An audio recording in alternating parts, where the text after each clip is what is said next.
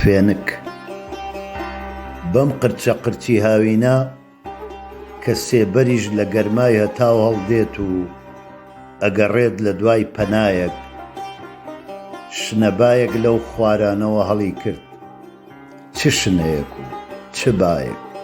ئەم بابزێ و سەرشێتەی ختووکەی ڕوخسارم ئەدات، فێنکە وەک شنەی کوێستان، بۆنی خۆش وەکو گوڵستان. ئاخر ئەم بایە کە زێدی دۆزەخی ناو بیابانە و بەسەر کەلاکی ڕزیوی چەند سەدەدا هەڵکردووە، چۆنە ئەوەندە فێنکە و ئەم بۆ نەخۆشەی گرتووە؟ پێچێت ئەم شنەبایە پێشەوەی بگاتە ئێرە بە ماندوویی لە زۆڵفی کچێکی شۆخدا پشووی دابێ و بۆنی پەرچەمی مژی بێت.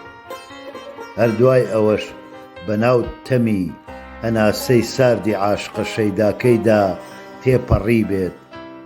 جا هاتووە و لەم شەوگارەی سلێمانی دابەزیوە، بۆیە ئەم شنە بامەستە وا بۆنی خۆشە و تەزیوە.